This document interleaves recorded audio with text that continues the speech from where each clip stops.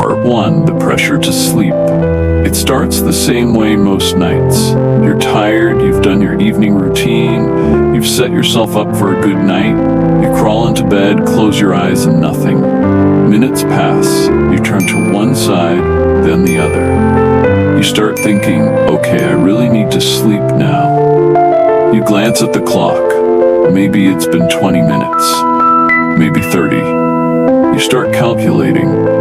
If I fall asleep now, I'll get 7 hours, 6.5, 6. The numbers shrink, the tension rises, your body feels heavier, but not in a good way. Your mind gets louder, your chest tighter, your heart beats a little faster.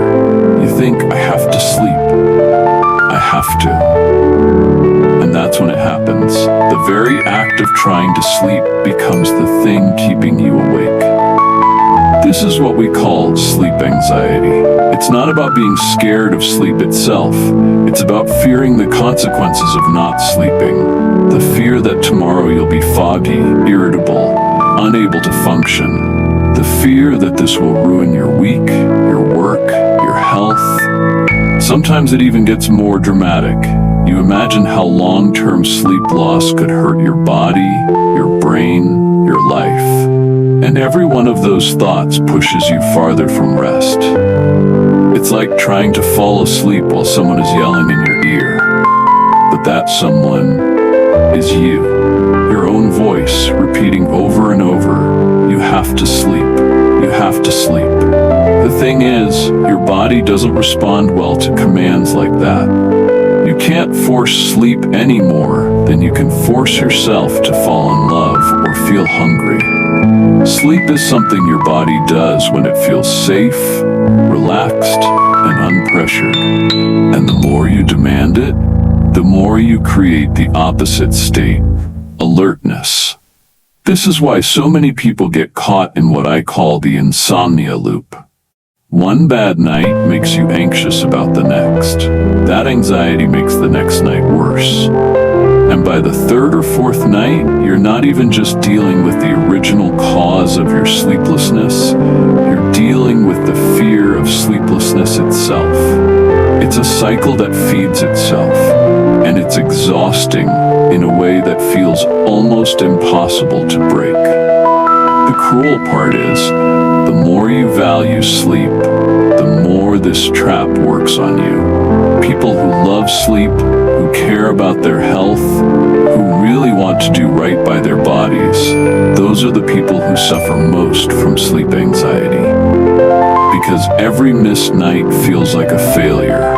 Every hour awake feels like a debt you'll have to repay. And the truth is, that mindset only makes it harder. But here's something important to remember. You've survived every bad night you've ever had. You've made it through days on little or no rest. And while it's not ideal, it's not the end. Your body is resilient. It knows how to recover. And sometimes knowing that, even if you sleep terribly, you'll still be okay, is enough to take the pressure down a notch. The first step in breaking sleep anxiety isn't sleeping more. It's caring less. Not in a reckless way, but in a my life will not fall apart from one bad night kind of way. It's giving yourself permission to have an off night without spiraling. Because the more you relax about sleep, the more sleep will relax into you. Part 2. The spiral in your mind. It usually starts with something small, a moment of stillness, a passing thought. You're lying in bed, and you remember that meeting tomorrow, or that early morning task, and you realize, I really need to be sharp. That one thought is enough to trigger the next. But what if I don't sleep? And just like that, your body tenses. Your breath shallows, you're no longer resting, you're preparing for battle. But the enemy isn't outside.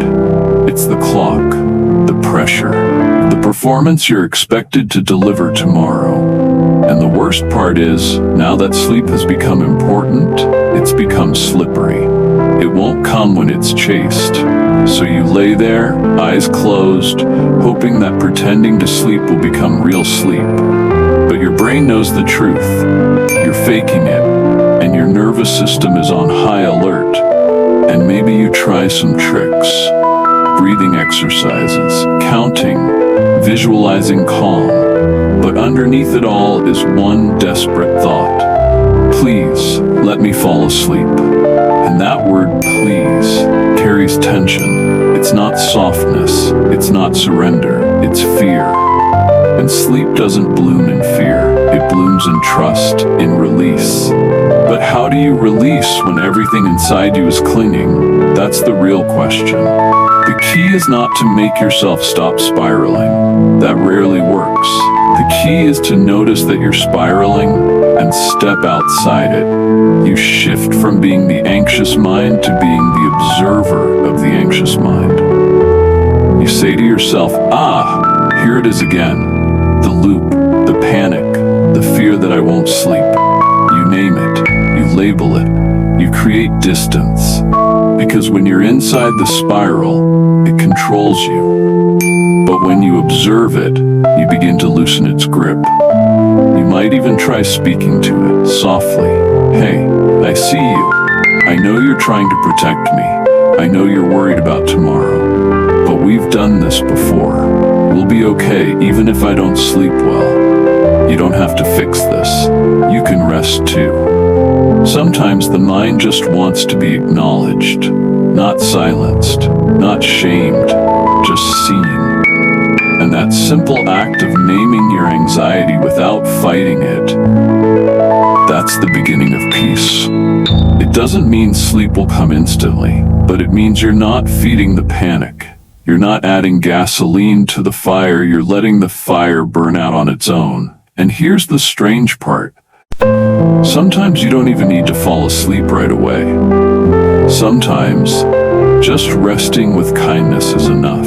Just lying in the dark, wrapped in softness, breathing gently, knowing you're safe, that's healing too. That counts, that matters. Your body still receives signals that it's time to recover, even if sleep doesn't arrive on schedule. And when it finally comes, not because you forced it, but because you stopped demanding it, it will feel different. Not like an escape, but like a homecoming, a soft return to yourself. Not because you beat anxiety, but because you stopped arguing with it. Part 3. Building a new relationship with sleep. You've probably never thought of it this way, but sleep is a relationship, not a task. Not a checkbox, not a performance to get right or fail at. It's a relationship between you and your body, between your nervous system and the night. And like any relationship, it can get damaged by pressure, by fear, by years of forcing and failing and blaming, by the quiet belief that your body doesn't know how to do what it was designed to do. And maybe that's where the healing begins. Not with new tricks or tips, but with a new level of trust. Because the truth is, your body hasn't forgotten how to sleep. It just forgot what safety feels like. And you can help it remember, not through force, but through familiarity. Through small acts of consistency that say, you're safe now, you're not in trouble. You don't have to stay alert anymore. That might look like dimming the lights early, turning down stimulation before bed, breathing deeply, not to make sleep happen, but to make rest available. It might mean saying out loud, even if I don't fall asleep quickly, I'll be okay.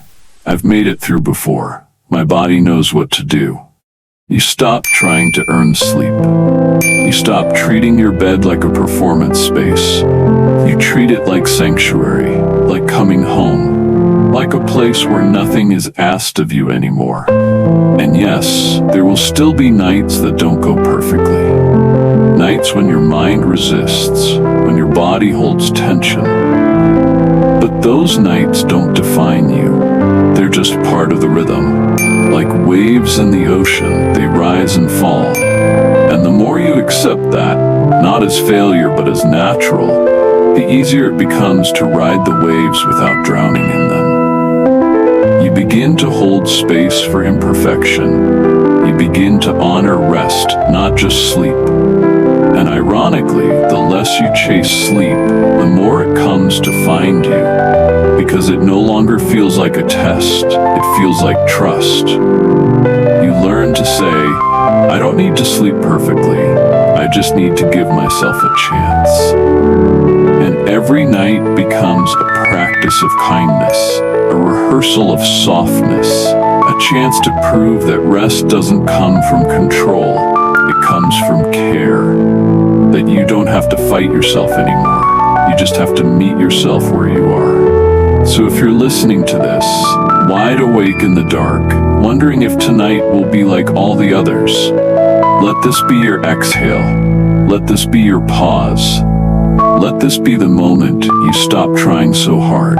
You're not broken. You're just learning how to soften. And that, in itself, is rest. You've been listening to Sleepless, a podcast by the Daily Health Shift. If this episode helped ease the pressure you feel at night, we hope you'll follow the show, share it with someone who's been wrestling with the same weight, and let yourself return here whenever the clock starts to feel like the enemy.